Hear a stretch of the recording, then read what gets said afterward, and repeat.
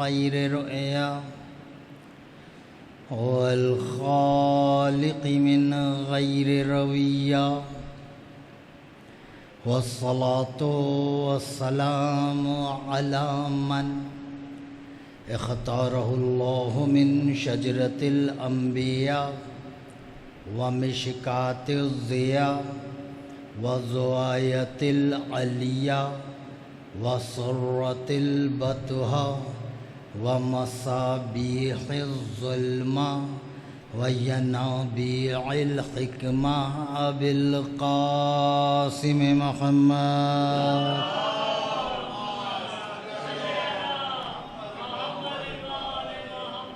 وأهل بيته الطيبين الطاهرين المعصومين لعنة الله على أعدائهم ومنكر فضائلهم وغاصب حقوقهم أجمعين أما بعد فقد قال الله تعالى وتبارك في محكم كتاب المجيد وفرقان الحميد وقوله الحق وهو أصدق القائلين بسم الله الرحمن الرحيم في بيوت أذن الله أن ترفع ويذكر فيها اسمه يسبح له فيها بالغدو والآصال درود پڑھیے محمد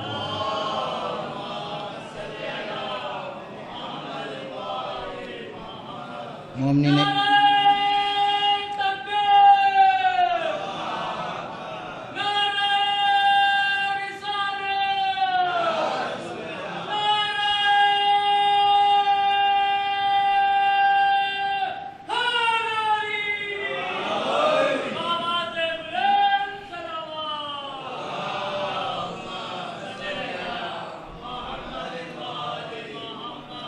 مومنین صد احترام پروردگار آپ کی اس پرسداری کو اپنی بارگاہ میں قبول فرمائے۔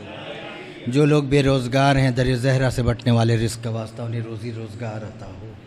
جو صاحب روزگار ہیں یا کاروبار میں مشغول ہیں ان کے روزگار اور کاروبار کو ترقی اور استحکام عطا فرما۔ جو بے اولاد ہیں حسین کے بچوں کا واسطہ پروردگار انہیں اولاد صالح عطا فرما۔ جو صاحب اولاد ہے ان کی اولاد کو نیک و فرما بردار بنا۔ ہماری مومنہ بیٹیاں جو شادی کی عمر تک پہنچ گئیں اور ابھی تک رشتے نہیں لگے، پروردگار تجھے حسین کی بچیوں کا واسطہ انہیں جلد از جلد اپنے اپنے گھروں کا کر دے۔ ہمارے بچے و بچیاں جو تعلیم میں مشغول ہیں پروردگار انہیں تعلیمی کامیابیاں اور کامرانیاں عطا فرما۔ دنیا میں جہاں جہاں آل محمد کے چاہنے والے بستے ہیں انہیں اپنے حفظ و امان میں رکھ۔ دنیا میں جہاں جہاں آل محمد کے دشمن بستے ہیں پروردگار انہیں نیست و نابود فرما دے۔ پاکستان پر جو یہ وبا، یہ جو مصیبت نازل ہوئی ہے بصورت سیلاب، پروردگار ہم اس پاکستان کو اس مصیبت سے جلد از جلد نجات عطا فرما دے۔ پروردگار ہمارے پاکستان کو سلامتی، امن اور استحکام عطا فرما۔ ہمارے وارث کا ظہور فرما، ہمیں ان کے اعوان و انصار میں شمار فرما۔ جتنے شوق سے آپ آئیں اتنی بلند ترین درود پڑھیے محمد۔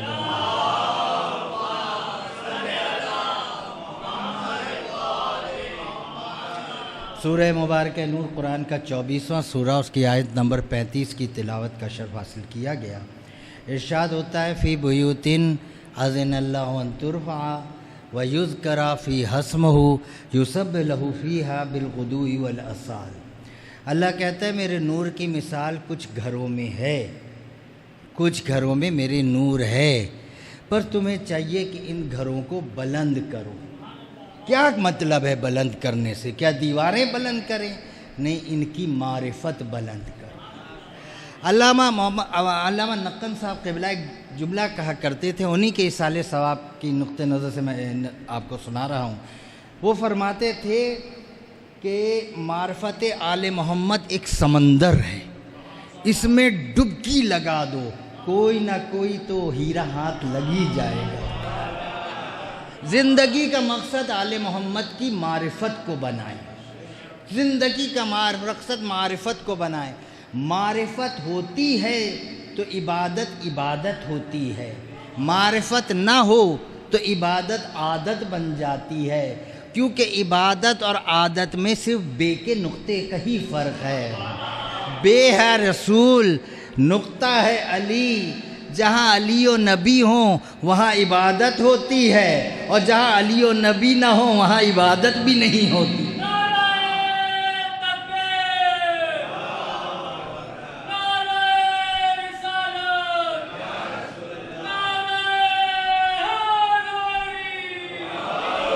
کتنی اہم ہے یہ عبادت۔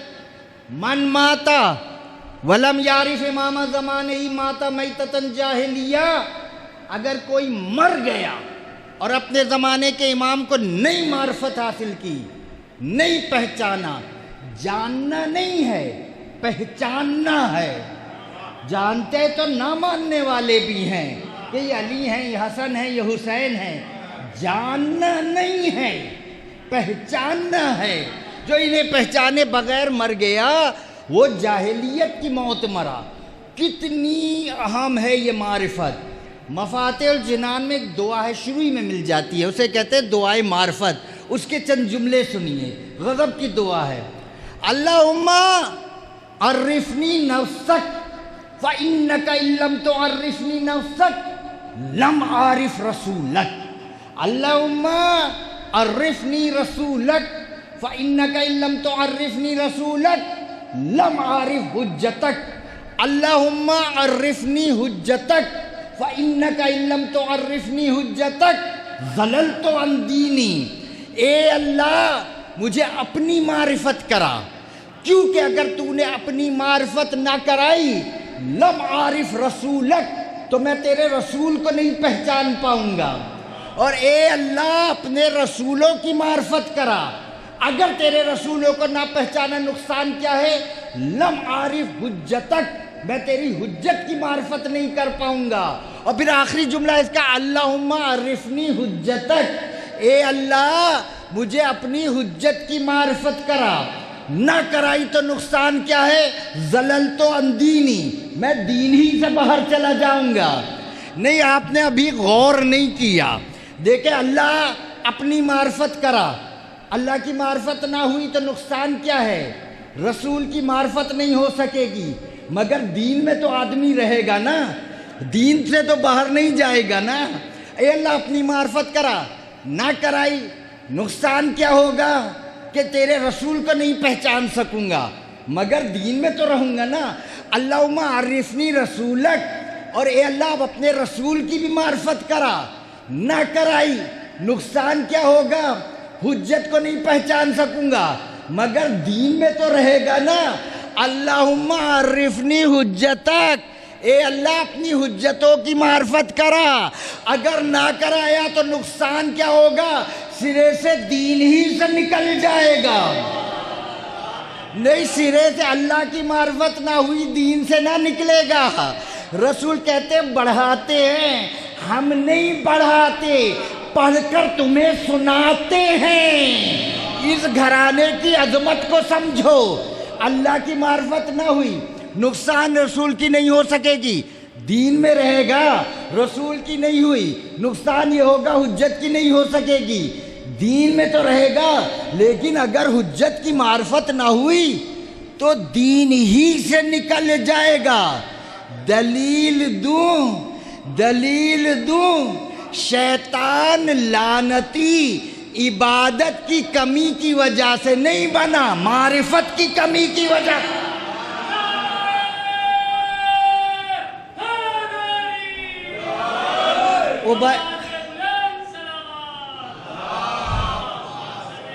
وہ بھائی معرفت اس کے پاس عبادت تو اتنی زیادہ تھی کہ عبادت کا زینہ لگا کر ساتویں آسمان عرش پر پہنچ گیا، وہ معرفت نہیں تھی۔ اللہ نے کہا اس کے آگے جھکو، فَإِذَا سَوَّيْتُهُ وَنَفَخْتُ فِيهِ مِن رُوحِي فَقَعُوا لَهُ سَاجِدِينَ، جب میں روح پھونک دوں اس کے آگے نہیں جو جھک جانا۔ نہیں جھکا، کیوں؟ اس نے کہا یہ مٹی کا بنا ہے، میں آگ سے بنا ہوں۔ اس نے آدم کا ظاہر دیکھا، باطن نہیں دیکھا، لعنتی ہو گیا۔ معلوم چلا جو صرف ظاہر دیکھے باطن نہ دیکھے اسے لانتی کہلاتے ہیں۔ ہم سے کہتے ہیں یہ باس میں کپڑا لگا لیا چومنے لگے، یہ خالی خالی تابوت بنا لیا چومنے لگے، اس میں کیا؟ مجھے بڑا مزہ آتا ہے یہ اعتراض سن کے۔ تم نے ظاہر دیکھا، ہم نے نسبت دیکھی۔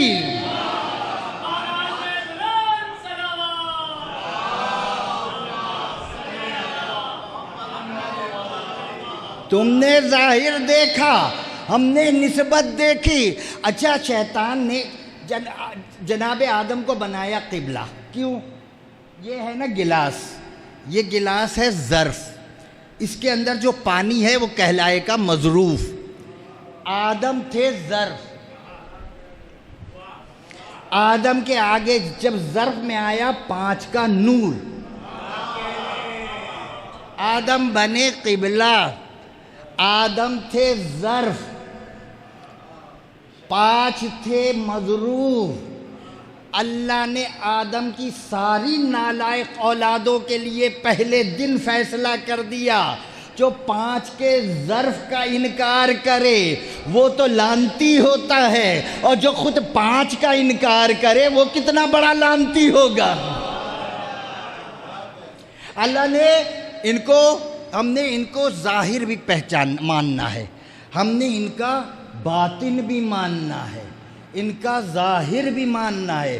اسی لیے زیارت وارثہ کے جملے ہیں: السلام علیکم وعلی اجسادکم وعلی اجسامکم وعلی ارواحکم وعلی ظاہرکم وعلی شاہدکم وعلی غائبکم وعلی ظاہرکم وعلی باطنکم۔ 1-14 تمہارے جسموں کو بھی سلام، تمہارے بدنوں کو بھی سلام، تمہاری روحوں کو بھی سلام، تمہارے موجود کو بھی سلام، تمہارے غائب کو بھی سلام، تمہارے ظاہر کو بھی سلام، تمہارے باطن کو بھی سلام۔ ہم نے ظاہر بھی ماننا ہے، باطن بھی ماننا ہے، جاننا نہیں ہے، پہچاننا ہے۔ جانا جاتا ہے آنکھوں سے، پہچانا جاتا ہے دل سے۔ جانا جاتا ہے آنکھوں سے، پہچانا جاتا ہے دل سے۔ جانا جاتا ہے بصارت سے، پہچانا جاتا ہے بصیرت سے۔ امام مسجد میں بیٹھے، آپ کے چھٹے امام مسجد میں تشریف فرمائے، میں ہمیشہ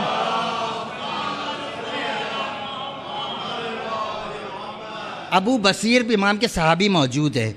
ابو بصیر سے کہتے ہیں کہ مسجد میں موجود ہے، مسجد بھری ہے، لوگ بیٹھے، کوئی نماز پڑھ رہا ہے، کوئی قرآن پڑھ رہا ہے، کوئی تسبیح پڑھ رہا ہے۔ امام ابو بصیر سے کہتے ہیں ذرا ان لوگوں سے پوچھو کہ جعفر صادق ہے کہاں۔ جانا جاتا ہے آنکھوں سے، پہچانا جاتا ہے دل سے۔ امام نے ابو بصیر سے کہا ذرا ان سے پوچھو تو کہ جعفر صادق ہے کہاں۔ اب وہ ابو بصیر چلے، ایک سے پوچھا بھئی آپ نے، اب امام بیٹھے ہیں مسجد کے سامنے، سب کے بیٹھے ہیں، پوچھا آپ نے امام جعفر صادق کو دیکھا ہے؟ کہا ہاں، ابھی میں جب آ رہا تھا تو گھر ہی سے نکل رہے تھے، ملاقات ہوئی، اس کے بعد پتہ نہیں کہاں چلے گئے۔ آپ نے دیکھا؟ ارے ابھی تو مسجد کے دروازے پر تھے، اس کے بعد پتہ نہیں کہاں چلے گئے۔ تیسرے آپ نے دیکھا؟ ہاں بازار میں ملے تھے، ادھر ہی آ رہے تھے۔ اب امام بیٹھے ہوئے مسکرا رہیں گے، اب پتہ نہیں کہاں چلے گئے۔ اتنے میں ہارون مکفوف امام کا صحابی، مکفوف کہتے ہیں اس اندھے کو جس کے دونوں ڈیلے بھی نہ ہوں اور پلکیں برابر میں ملی ہوئی ہوں، ابو ہارون مکفوف ڈنڈا ٹیکتے ہوئے آ رہے ہیں۔ امام نے مسکرا کے کہا ابو بصیر اس اندھے سے بھی تو پوچھ، کیا یہ ہے؟ ابو بصیر اس اندھے سے بھی تو پوچھ۔ ابو بصیر نے کہا اے ابو ہارون تم نے جعفر صادق کو دیکھا ہے؟ ابو ہارون بگڑ کر کہتے ہیں اندھا سمجھ کے مذاق کر رہا ہے، یہ سامنے کون بیٹھے ہیں؟ جانا جاتا ہے آنکھوں سے، پہچانا جاتا ہے دل سے۔ ہم نے ان کا ظاہر بھی ماننا ہے، ہم نے ان کا باطن بھی ماننا ہے۔ ہر ایک کا، ہر چیز کا ایک ہوتا ہے ظاہر، ایک ہوتا ہے باطل. یہ جو حرف ہیں ان کا بھی ایک ہے ظاہر، ایک ہے باطن. الف ظاہر اس کا ہے الف، باطن میں یہ حرف الوہیت ہے، توحید کی وضاحت کرتی ہے.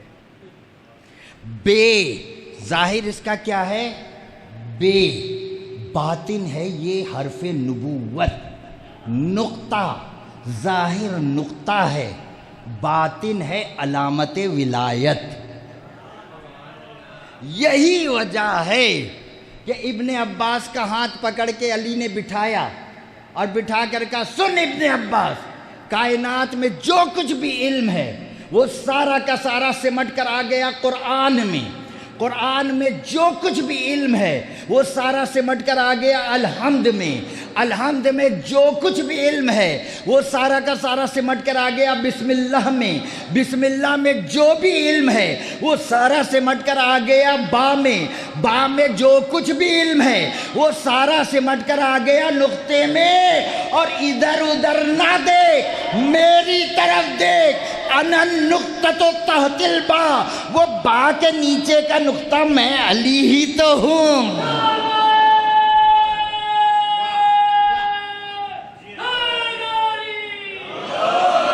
ظاہر میں نقطہ ہے، پردے کے پیچھے علی ہے. ظاہر میں جملہ دوں، اور ظاہر میں نقطہ ہے، پردے کے پیچھے علی ہے.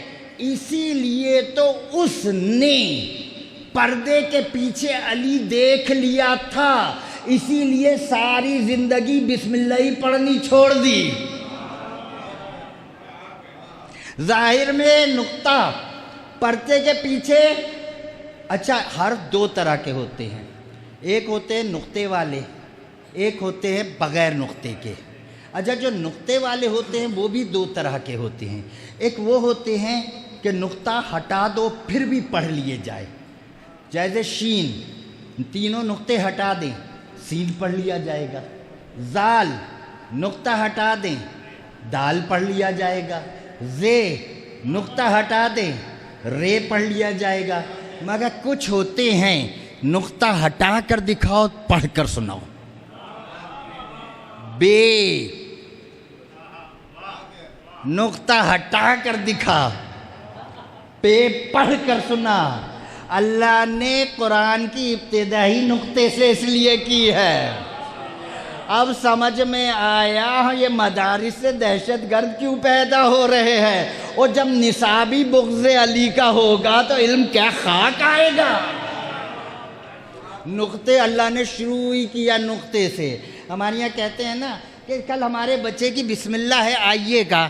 کیا مطلب؟ یعنی کہ اس کو اب اس کی تعلیم شروع کرنی ہے، پہلے پڑھائیں گے بسم اللہ. جب تک بسم اللہ پڑھے گا نہیں علم آئے گا نہیں. جہالت ان کے گھروں میں ہے ہی اسی لیے، جہاں علی نہیں وہاں علم نہیں. کائنات کا جتنا بھی یہ نظام ہے یہ سب کے سب نقطے پر ہے. اب میں ایک بات سمجھانا چاہ رہا ہوں، یہ سمجھ گئے تو آپ کے لیے بہت سارے مسئلے حل ہو جائیں گے. انسان کی فطرت میں نقطہ سمجھیں، ذاکر اس کا ظاہر بتایا، نقطے کا ظاہر نقطہ ہے، باطن اس کا کیا ہے؟ علی، ولایت. انسان کی فطرت میں ہے کہ وہ ہر شے کی ابتدا جاننا چاہتا ہے کہ وہ جڑا کہاں سے. آپ کو یہ فطرت دیکھنی ہے، آپ بچوں کو دیکھیں. ایک بچے کو آپ کوئی کھلونا لا کر دیں مشینری کا، چابی کا، جس کی مشینری ہوتی ہے، وہ بچہ تھوڑی دیر تک اس کھلونے کو چلا کر خوش ہوگا، بس تھوڑی دیر. اس کے بعد وہ اسے توڑنے کی کوشش کرے گا. کیوں؟ اس کی فطرت چاہتی ہے کہ معلوم کرے کہ اس کی ابتدا کیا ہے. توڑے گا.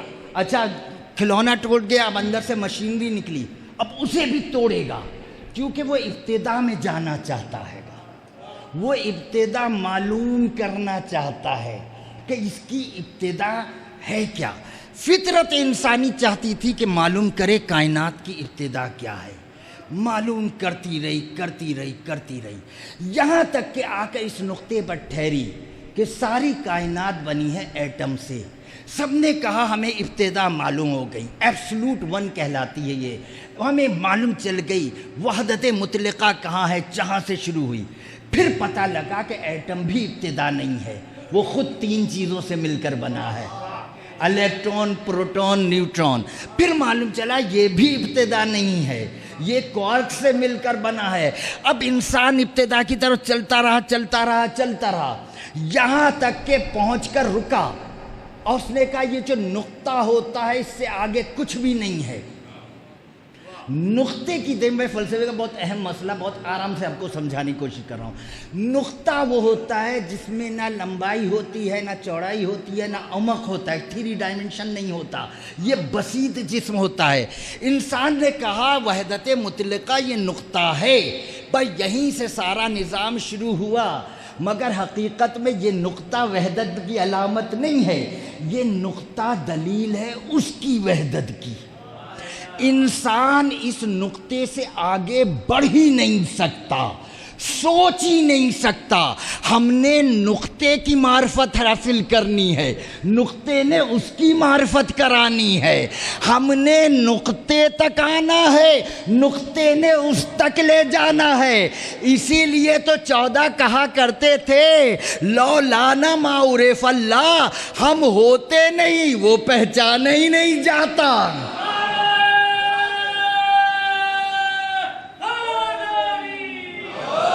ہم نے اس نقطے کے آگے ذہن انسانی نہیں جا سکتا, اس لیے منع ہے کہ 14 سے آگے اللہ کو کبھی نہ سوچنا. آپ نے 14 کی معرفت حاصل کرنی ہے, اللہ سمجھ میں نہیں آ سکتا. ہمیں 14 تک آنا ہے, 14 نے آگے لے کر جانا ہے. اور اگر میرے بچے تھک گئے ہیں تو 2-4 ذرا آسان سے جملے کہہ دوں. ساری کائنات بنی ہے نقطے سے. یہ کمپیوٹر میں جو سب سے چھوٹی اکائی بائٹ کہلاتی ہے وہ کیا ہوتی ہے, وہ بھی نقطے ہی ہے نا. ساری کائنات بنی ہے نقطے سے. ادھر دیکھو تو نقطہ, ادھر دیکھو تو نقطہ, ادھر دیکھو تو نقطہ. اللہ قرآن میں کہتا ہے اینما تولو فثم وجہ اللہ, تم جدھر بھی رخ کرو گے تمہیں وجہ اللہ ملے گا, اللہ نہیں. اللہ نہیں.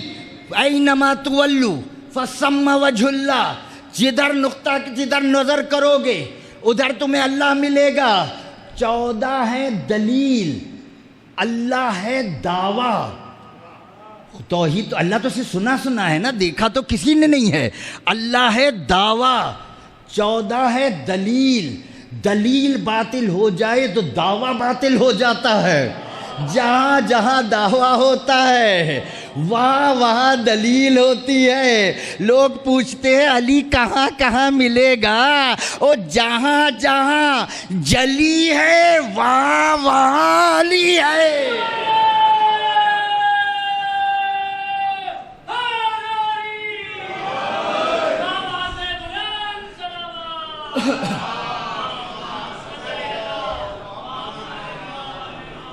یہ ساری کائنات بنی نقطے سے, زمین بنا نقطے سے, آسمان بنا نقطے سے.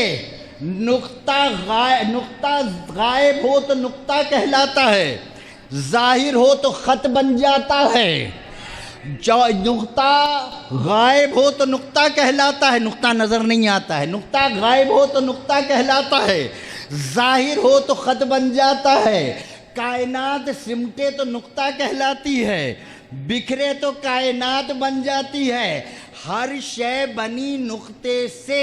اب نقطے کو تو حق پہنچتا ہے نا کہ وہ کہے کہ زمین میں نے بنائی, آسمان میں نے بنایا, سورج میں نے بنایا, بنی نقطے سے ہے. اب اگر علی منبر پر بیٹھ کر کہہ دے کہ اللہ کے اذن سے زمین میں نے بنائی, آسمان میں نے بنایا, تو تمہاری اماں کیوں مر جاتی ہے؟ زمین میں نے بنائی, آسمان نقطے, ہر شے نقطے سے بنایا. تو ہر شے کا ایک ظاہر ایک باطن. اسی طرح یہ قرآن ہے نا, قرآن ہم نے ظاہر بھی ماننا ہے بچوں, باطن بھی ماننا ہے. 14 کی معرفت کی بات ہو رہی ہے. قرآن کا ایک ہے ظاہر، ایک ہے باطن۔ ہم نے قرآن کے ظاہر کو بھی ماننا ہے، ہم نے قرآن کے باطن کو بھی ماننا ہے۔ یہ جو مسجدوں میں قرآن رکھا ہے، یہ جو ہاتھوں میں قرآن لے کے پھرتے ہیں، یہ ہے قرآن کا ظاہر، اور وہ قرآن جس کے آنے کے بعد پہاڑ سرما ہو جائیں، یہ ہے قرآن کا باطن، یہ ہے قرآن کا باطن۔ رسول کہتے تھے ما کان من حرف فی حروف القرآن الا لہ 70,000 معان۔ قرآن کا کوئی ایک حرف بھی ایسا نہیں، ہر حرف کے 70,000 معنی ہیں۔ یہ قرآن کا باطن ہے۔ ایک ظاہر کا معنی، پھر اس کے نیچے ایک معنی، اس کے نیچے ایک معنی، اس کے نیچے ایک معنی، یعنی 70,000 معنی۔ یعنی قرآن کی اگر ایک حرف نازل ہوتا ہے تو ایک حرف نازل نہیں ہوتا، 70,000 معنی نازل ہوتے ہیں۔ اگر قرآن کی ایک آیت نازل ہوتی ہے تو ایک آیت نازل نہیں ہوتی، 70,000 آیتیں نازل ہوتی ہیں۔ اب اللہ اگر کسی کی مدح میں ایک فضیلت میں ایک آیت نازل کرے تو ایک فضیلت نازل نہیں کی۔ اگر اللہ کسی کی فضیلت میں ایک آیت نازل کرے تو ایک آیت نازل نہیں کی، 70,000 فضیلتیں نازل کی۔ اب اگر اللہ کسی کی مذمت میں ایک آیت نازل کرے تو ایک لعنت نازل نہیں کی۔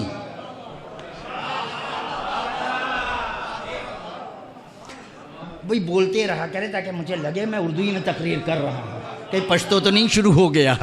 اگر اللہ نے کسی کی فضیلت میں ایک آیت نازل کی تو ایک فضیلت نازل نہیں کی، 70,000 فضیلتیں نازل کی۔ اب اللہ جانے ان کا کیا مقام ہوگا جن کے لیے پورا سورہ دہر نازل کر دیا۔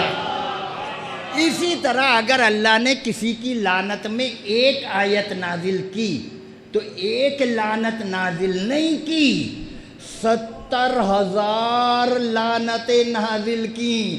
اب ان غریبوں کا کیا بنے گا جن کے لیے پورا سورہ منافقون نازل کر دیا، جن کے لیے پورا کا پورا سورہ۔ یہ قرآن کا ایک ظاہر ہے۔ اسی طرح کعبے کا ایک ظاہر ہے، ایک باطن ہے۔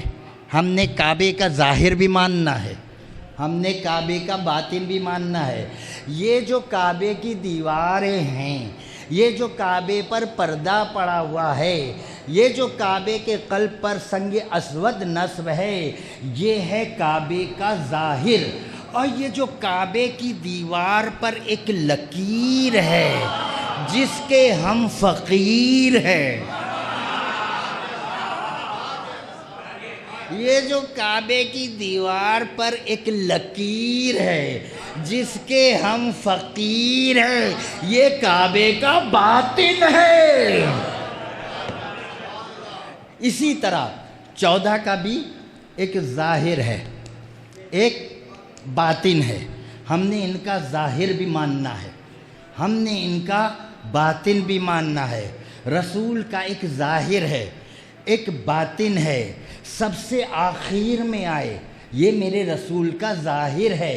وَكُنْتُ نَبِيًّا وَآدَمَ بَيْنَ الْمَاءِ وَالْخَلْقِ، یہ رسول کا باطن ہے۔ سب سے آخر میں آئے، یہ ظاہر ہے۔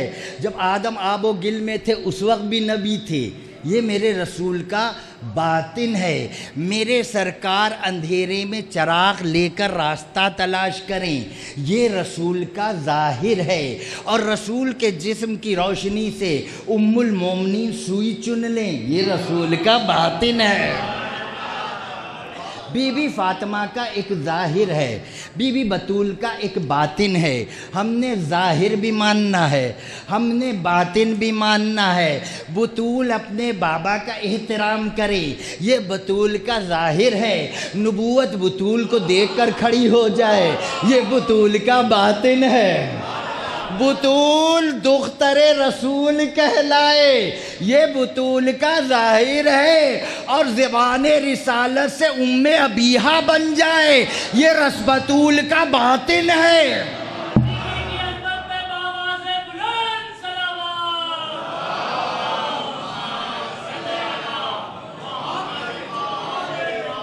اسی طرح مولا علی کا ایک ظاہر ہے، مولا علی کا ایک باطن ہے۔ ہمیں ظاہر بھی ماننا ہے، ہمیں مولا علی کا باطن بھی ماننا ہے۔ علی گھٹنے پر روٹی رکھ کر توڑے، یہ علی کا ظاہر ہے، اور خیبر کے دروازے میں انگلیاں گاڑ کے خیبر اکھاڑ لے، یہ علی کا باطن ہے۔ علی گھوڑے پر بیٹھ کر فاصلہ طے کریں، یہ علی کا ظاہر ہے، اور منبر کوفہ پر بیٹھ کر ہاتھ گھمائیں، اور جب ہاتھ گھمائیں تو شام میں بیٹھے ہوئے حاکم کے داڑھی کی بال نوچ کر لے آئیں، یہ علی کا باطن ہے۔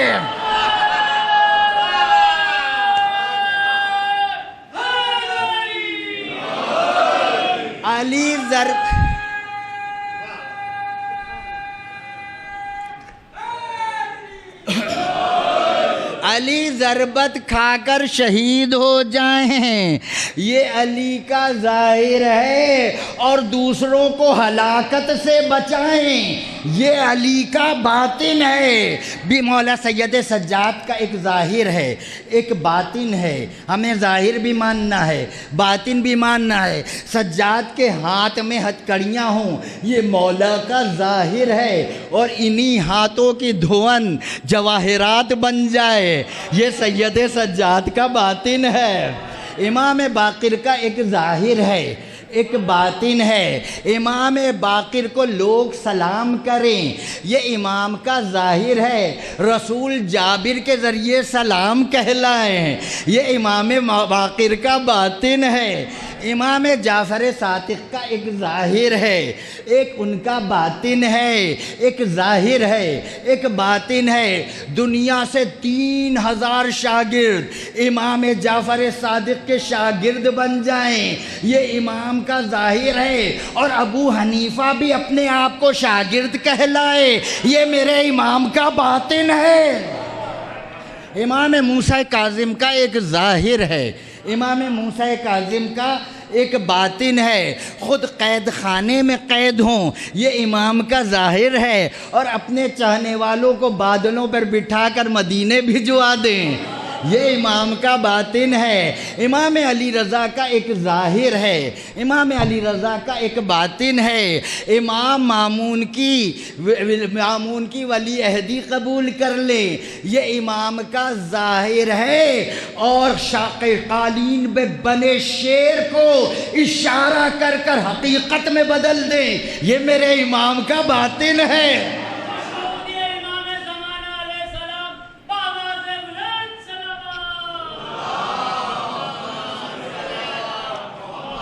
امام محمد تقی کا ایک ظاہر ہے، امام محمد تقی کا ایک باطن ہے۔ مامون عوام کی نگاہوں میں امامت کی منزل گھٹانے کے لیے امام تقی کے لیے ایک استاد مقرر کرے، یہ امام تقی کا ظاہر ہے، اور وہ استاد خود امام تقی کا شاگرد بن جائے، یہ امام کا باطن ہے۔ امام علی نقی کا ایک ظاہر ہے، امام علی نقی کا ایک باطن ہے۔ امام علی نقی بیمار ہو جائیں، یہ ان کا ظاہر ہے، اور دشمنوں کے لیے سبب شفا بن جائیں، یہ ان کا باطن ہے۔ امام حسن عسکری کا ایک ظاہر ہے، امام حسن عسکری کا ایک باطن ہے۔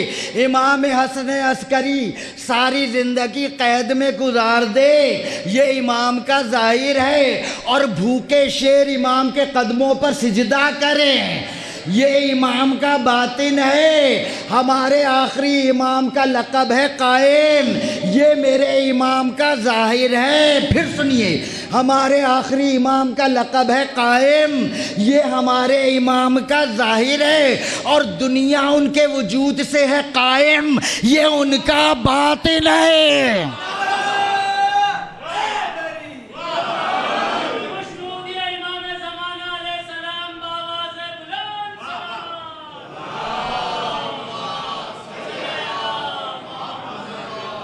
ہم نے ان کا ظاہر بھی ماننا ہے، ہم نے بچوں ان کا باطن بھی ماننا ہے، ہم نے ان کا ظاہر بھی ماننا ہے۔ ہم نے ظاہر میں دیکھا رسول نمازیں پڑھتے ہیں، علی نمازیں پڑھتے ہیں، بڑے نمازی ہیں۔ اگر علی نمازی ہیں تو یہ علی کا ظاہر ہے، اور علی خود نماز ہے، یہ علی کا باطن ہے۔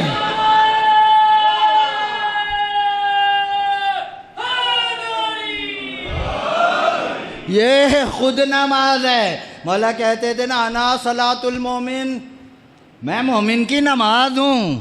میں مولا نے کہا میں مومن کی اذان ہوں۔ اب جملہ کہہ دوں ناراض تو نہیں ہوں گے نا؟ علی مومن کی اذان بھی ہے، علی مومن کی نماز بھی ہے۔ وہ نماز کیسی جس میں نمازی نہ ہو، وہ اذان کیسی جس میں اذان ہی نہ ہو۔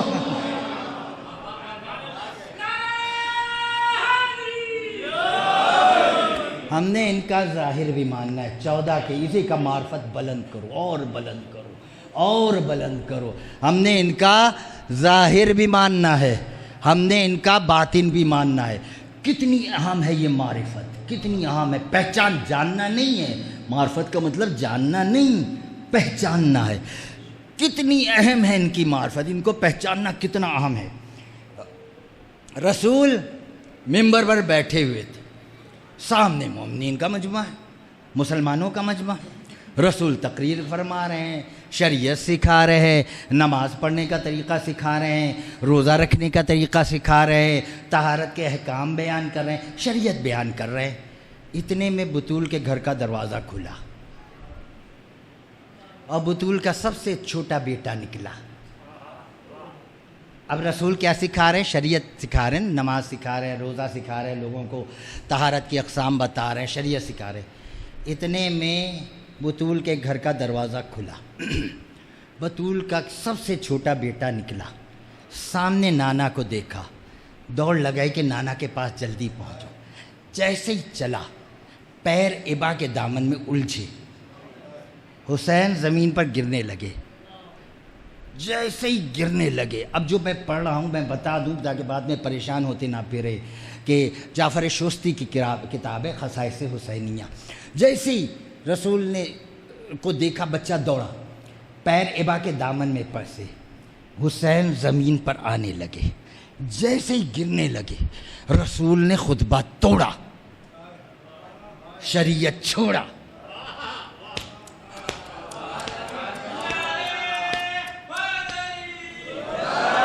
رسول نے خطبہ توڑا، منبر سے اترے، اور جیسے پانی نشیب کی طرح تیزی سے جاتا ہے، دوڑ کر حسین کے پاس گئے۔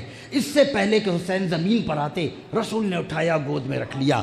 صحابہ نے چاروں طرف کھڑے ہو گئے، کہا سرکار آپ نے بلا وجہ خطبہ چھوڑا؟ ہم تھے نا، ہم آ رہے تھے، ہم اٹھ رہے تھے، ہم حسین کو اٹھا لیتے۔ اب رسول نے کہا والذی نفسی بیدی ما دریتو انما نزلت عن منبری، خدا کی قسم مجھے تو پتہ ہی نہیں چلا کب میں منبر سے اترا، کب حسین پر پہنچا۔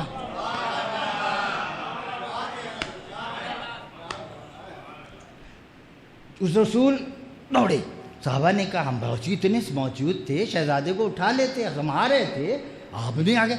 رسول یوں چوکے، کہا مجھے تو پتہ ہی نہیں چلا کب میں منبر سے اترا، کب میں حسین تک پہنچا۔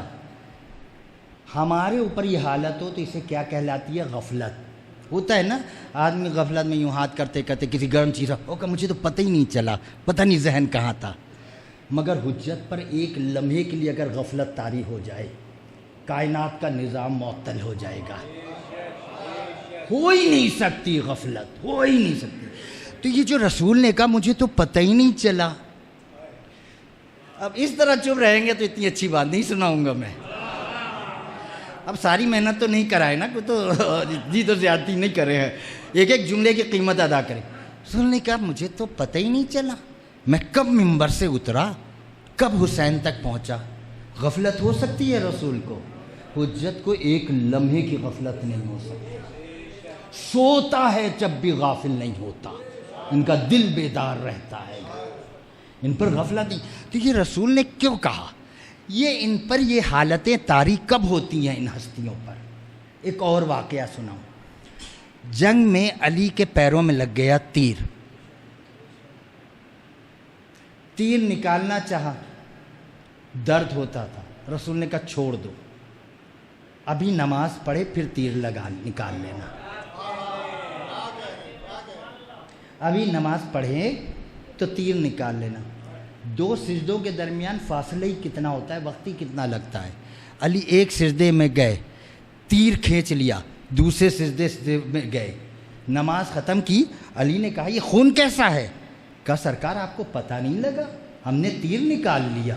کہا خدا کی قسم سجدے میں تم میرا سر بھی کاٹ دیتے. علی کو پتہ نہیں لگتا. کیوں؟ اس لیے کہ یہ ہستیاں فنا فی اللہ ہیں. یہ ہستیاں فنا فی اللہ ہیں. یہ عشق الہی میں ڈوبی ہوئی ہستیاں ہیں. یہ عشق الہی میں ڈوبی ہوئی ہستیاں ہیں. اب حسین گرنے لگے. رسول ابھی کیا خطبہ دے رہے تھے نا، شریعتیں بیان کر رہے تھے، نماز کیسے پڑھنی چاہیے، روزہ کیسا رکھنا چاہیے، اور طہارت کے کیا احکام ہے، یہی بیان کر رہے تھے. جیسے ہی حسین کو گرتے دیکھا رسول دوڑے، حسین کو اٹھایا. صحابہ نے کہا ہم تھے نا، اٹھا لیتے. رسول نے کہا خدا کی قسم مجھے تو پتہ ہی نہیں چلا.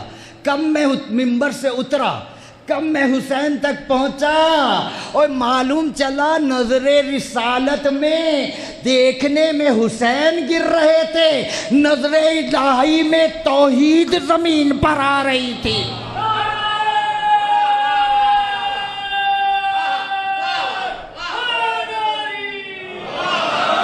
اور ماشاءاللہ یہاں سب عقیدے والے لوگ ہیں تو ایک جملہ اور بھی سنتے چلے جائیں. رسول کیا بیان کر رہے تھے بھائی؟ شریعت بیان کر رہے تھے. نمازیں کیسے پڑھنی چاہیے، روزہ کیسے رکھنا چاہیے، طہارت کے کیا احکامات ہیں، رسول شریعت بیان کر رہے تھے. اب حسین گرے، رسول نے اس وقت حسین کو اٹھایا. اب توجہ رکھیے گا. اور اٹھانے کے بعد آ کر ممبر پہ بیٹھے، شانے پر حسین، زانو پر حسین کو بٹھایا اور بٹھا کے کہا یا ایھا الناس اعرفوا ھذا الحسین. اے لوگوں پہچانو، جانو نہیں، وہ جانو نہیں، اے لوگوں پہچانو یہ حسین ہے. پھر حسین کے فضائل پڑھنے شروع کیے. پہنچے آپ؟ اب بھی نہیں. میں شرط لگا کے کہہ سکتا ہوں نہیں. ابھی رسول کیا کر رہے تھے؟ نماز کے احکام بیان کر رہے تھے، روزے کے احکام بیان کر رہے تھے، شریعت کے احکام بیان کر رہے تھے. جیسے ہی حسین آئے رسول نے احکام چھوڑے، فضائل شروع کر دیا، اور ممبر پر آنے والوں کو تہذیب ممبر سکھایا کہ جب یہ آئیں تو مسائل روک دینا، فضائل شروع کر دینا، چاہے مسجد میں آئیں چاہے محرم میں آئیں.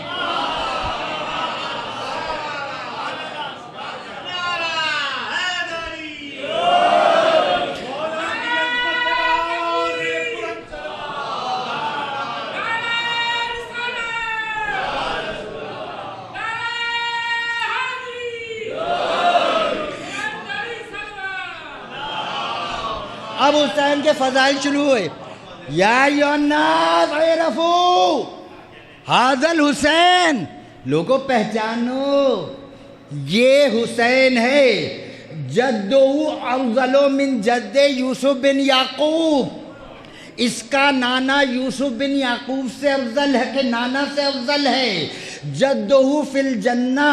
اس کا نانا بھی جنتی ہے. امہ فی الجنہ. اس کی ماں بھی جنتی ہے. ابوہ فی الجنہ.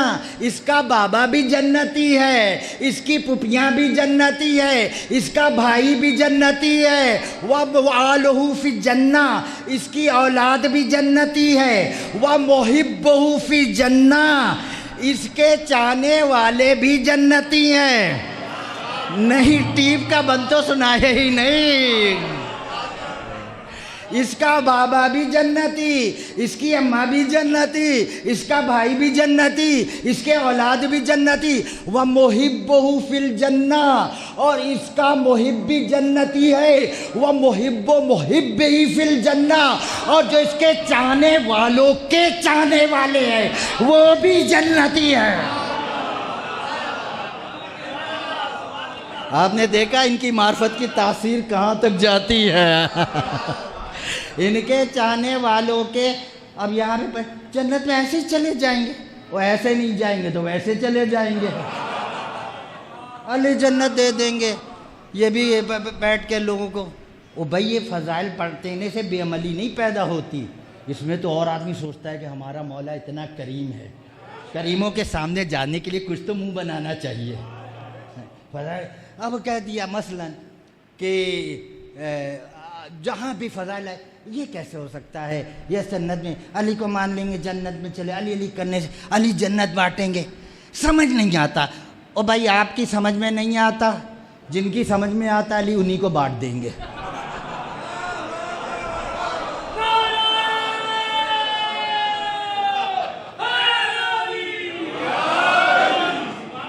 انہی کو بانٹ دیں گے۔ میں آپ سے کہوں، میں نے ابھی بتایا نا نقطہ، علی نے کیا کہا میں نقطہ ہوں، کائنات بنی ہے نقطے سے۔ اب اگر نقطہ کہے، نقطہ ہر شے نقطے سے بنی ہے، یہ تو ثابت شدہ حقیقت ہے، فلسفے کا تو سب اہم ثابت شدہ مسئلہ ہے، اس پہ تو بحث ہی نہیں۔ ساری کائنات بنی نقطے سے، نقطہ غائب ہو تو نقطہ ہوتا ہے، ظاہر ہو تو خط کہلاتا ہے، ہر تر چیز نقطے سے بنی۔ اب نقطہ کہہ سکتا ہے نا زمین میں نے بنائی، آسمان میں نے بنایا، فرش میں نے بنایا، نقطہ کہہ سکتا ہے تو بھی علی بھی تو کہہ سکتا ہے نا اللہ کے اذن سے فرش میں نے بچھایا۔ یہ کیسے ہو سکتا ہے؟ یہ تو شرک ہو گیا۔ میں کہوں کہ فرشتے پانی برساتے ہیں، سب کہیں گے ہاں ہاں ہاں بہت اچھی تقریر ہے۔ میں کہوں فرشتے بادل لاتے ہیں، سب کہیں ہاں ہاں ہاں ہاں مولانا بہت قابل ہیں۔ میں کہوں فرشتے دانہ اگاتے ہیں، سب کہیں گے بالکل ٹھیک۔ میں کہوں فرشتے شکم مادر میں تصویر بناتے ہیں، اس کی بھی روایتیں ہیں، دو فرشتے اس کام میں۔ میں کہوں فرشتے شکم مادر میں تصویر بناتے ہیں، سب کہیں گے واہ واہ بالکل صحیح۔ میں کہوں علی بارش برساتے ہیں،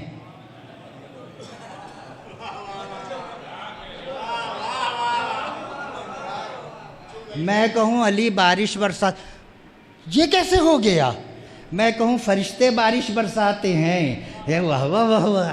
میں کہوں علی بارش برسات، یہ کیسے ہو گیا؟ فرشتے سمجھ میں آتے ہیں، علی سمجھ میں نہیں آتے۔ فرشتے سمجھ میں آتے ہیں، علی سمجھ میں نہیں آتے۔ روٹی مانگنے والے سمجھ میں آتے ہیں، روٹی دینے والے سمجھ میں نہیں۔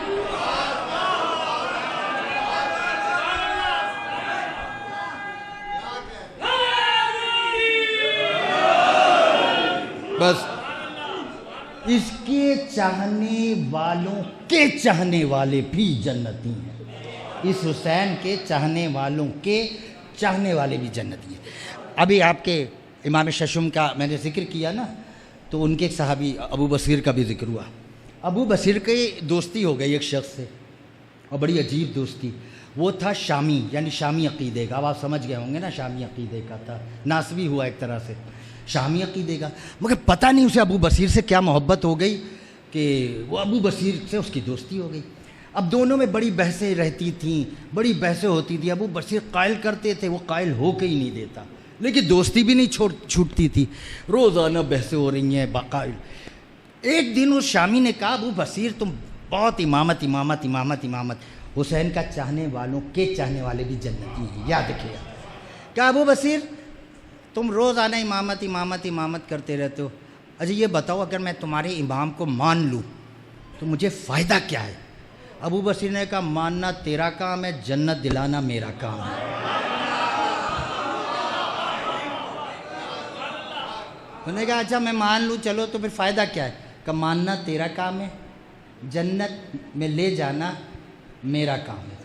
ابو بصیر نے کہہ بھی دیا جوش میں، بات آئی گئی ختم ہو گئی، سال گزر گیا، ابو بصیر کو بھی یاد نہیں کہ کیا کہا۔ ایک دن ابو بصیر کے دروازے پہ دستک ہوئی. ابو بصیر کا کہا ابو بصیر وہ جو تیرا شامی دوست ہے وہ مر رہا ہے, آخری سانسیں لے رہا ہے اور اس نے تجھے بلایا ہے, آخری وقت ہے, وہ تجھ سے ملنا چاہتا ہے. ابو بصیر نے جلدی جلدی نالین بہنی اور تیزی سے چلتے اس کے پاس پہنچے. دیکھا اس کی آخری سانسیں چل رہی ہیں. اس نے کہا ابو بصیر وعدہ یاد ہے؟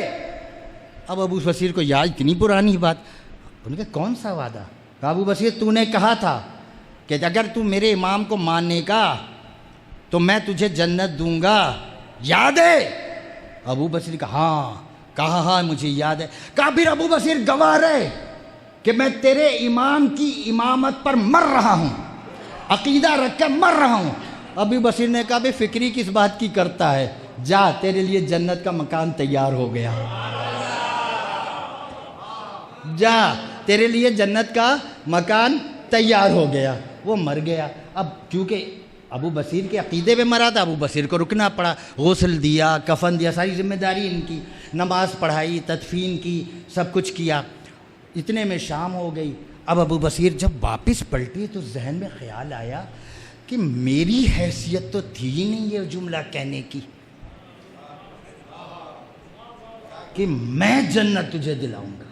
وہ میری کیا اوقات, میری تو ابھی اپنی جنت بھی ایک شرط کے ساتھ ہے, اور وہ شرط موجود ہے. اگر میرے امام ناراض ہو گئے کہ تیری اوقات تھی, تو نے کیسے اتنا بڑا جملہ کہہ دیا, وہ میری امام تو ناراض ہو جائیں گے, میری کیا اوقات, جنت کے وارث موجود, جنت کے مالک موجود, میں نے اتنا. اب ابو بصیر گھبرا گئے, مولا ناراض ہو گئے, میری آخرت بھی گئی, اپنی جنت چلی گئی. وہ کیا جائے گا, میری اپنی ہی جنت چلی گئی اگر مولا ناراض ہو گئے. اب گھبرا رہے, سوچ رہے ہیں مولا تو بہت ڈانٹیں گے, بہت غصہ کریں گے. سوچا کہ آج میں نماز گھر ہی پہ پڑھتا ہوں. آدمی کو کسی سے کرا منہ چھپانا ہو نا تو کوشش کرتا ادھر بھاگ جاؤ ہی نہیں, وہ بیٹھا ہوا ہوگا. تو کہا آج میں نماز گھر ہی میں پڑھتا ہوں. پھر کہا اچھا ایسا کرتا ہوں, چپکے سے پچھلی صف میں بیٹھ جاؤں گا, امام کو جلدی سے نکل آؤں گا. ڈرے ہوئے ہیں ابو بصیر. جیسے ہی مسجد میں داخل ہوئے دیکھا سامنے امام بیٹھے ہیں. ابو بصیر کنی کترا کر سمجھتے ہو اردو تو غارت ہو چکی ہے نا, تدفین ہو چکی ہے, چہلم سویم برسی سب کچھ ہو چکا ہے. کنی کترا کر ابو بصیر کنی کترا کر کے امام دیکھیں نہیں تو اسی طرح منہ کر کے چلنے لگے. امام نے کہا ابو بصیر جی مولا, گھبراتا کیوں ہے, وعدہ تو نے کیا تھا پورا ہم نے کر دیا.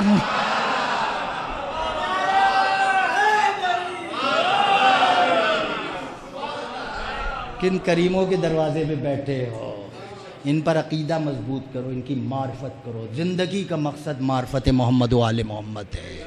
یہ سمندر میں ڈوب جاؤ, کوئی نہ کوئی موتی ہاتھ لگ جائے گا. کربلا میں بھی تو معرفت اور جہالت کی جنگ تھی. معرفت ہوتی تو علی کی بیٹیاں یوں در بدر پھرائی جاتی.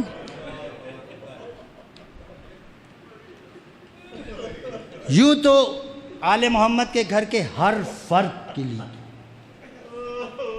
ظلم کی انتہا ہو گئی, مگر بی بی رقیہ کا انفرادی نقصان سب سے زیادہ ہے.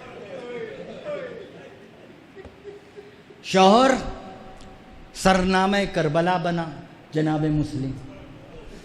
4 بیٹے تھے, 2 بیٹے کربلا میں شہید ہوئے, 2 بیٹے کوفے میں شہید ہوئے. شہید تو اوروں کے بھی بیٹے ہوئے, مگر اس بی بی کی ایک بیٹی بھی کربلا میں شہید ہوئی. اللہ آپ کی بیٹیوں کو سلامت رکھے, آپ کے سائے میں پروان چڑھے, بہت اچھا مقدر ہو, اچھے اچھے گھروں میں جائے. اس کی ایک بی بی کی ایک بیٹی تھی عاتقہ. اس بی بی تھی جناب سکینہ کے ہمسن تھی. جب امام حسین کو شہید کر دیا تو شمر نے ایک آواز لگائی, لوٹو تبرکات آل رسول کو. آپ کیا سمجھتے ہیں کمینے کس طرح لوٹنے آئے؟ پیدل چلتے ہوئے, پیروں سے چلتے ہوئے آئے, پہلے سلام کیا, اجازت لی, پھر اس طرح آئے نہیں. جنگ کا موقع تھا نا. اب مجھے نہیں معلوم آپ کے دل کو کتنی ٹھیس لگے گی, مگر امام نے, میرے معصوم نے اس کو چھپانے کا حکم نہ دیا ہوتا میں کبھی نہ پڑھتا. عزادار کے دل بڑے نازک ہوتے ہیں گے. جیسے اس نے کہا نا لوٹو تبرکات آل رسول کو، جنگ کا منظر تھا، کوئی فوج ادھر تھی کوئی ادھر گھوڑے پہ سوار، جیسے اس نے آواز لگائی ظالم گھوڑا دوڑاتے ہوئے چلے اور گھوڑے سمیت وہ سرحد پار کر لی جہاں آ کر رسول بھی رک جایا کر، گھوڑے سمیت داخل ہوئے، باقی سامان بعد میں لوٹا، پہلے نیزے کی انی سے کبھی اس بی بی کا برقع اتارا، کبھی اس بی بی کی چادر اتاری، او عزاداروں سے چادر نہیں اتری، نیزے کی انی کی چوٹ سے سروں سے خونج جاری۔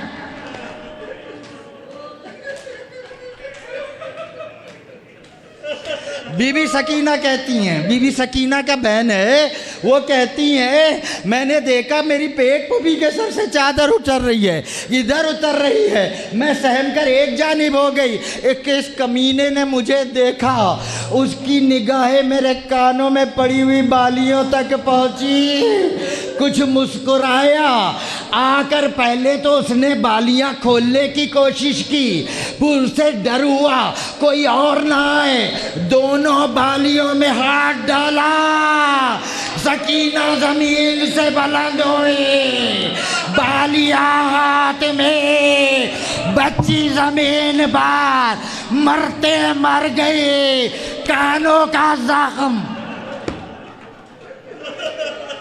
اب جو خیمے میں گھوڑوں نے دوڑنا شروع کیا، قوموں نے دوڑنا شروع کیا، بچے ادھر بھاگے ادھر بھاگے، کبھی اس گھوڑے کی ٹاپوں سے ٹکرائے کبھی اس گھوڑے کی ٹاپوں سے ٹکرائے، جب کمینے لوٹ کر چلے گئے اور گھوڑوں کی ٹاپوں سے بلند ہونے والی دھول بیٹھ گئی، زینب نے دیکھا خیمے کے دروازے پر ایک لاش پڑی ہے، خیمے کے دروازے پر ایک لاش پڑی ہے، زینب آئی، غور سے دیکھا، آواز دی بہن ام کلثوم، یہ تو مسلم کی بیٹی عاتکہ ہے۔ زینب کبھی دائیں آئی تاکہ لاش کو اٹھائے، کبھی بائیں آئی کبھی لاش کو اٹھائے، کبھی بیچ سے لاش اٹھانی شروع آئی، جب نہ اٹھا سکی مقتل کا رخ کر کے کہا اے حسین، اے میرے بھائی، لگتا ہے عاتکہ کی لاش اس طرح اٹھانی پڑے گی جیسے تو نے قاسم کی لاش اٹھائی تھی، مگر حسین تیرے پاس تو چادر تھی، او میری چادر شبر کمینہ لوٹ گیا، میں عاتکہ کی لاش کیسے ہوں؟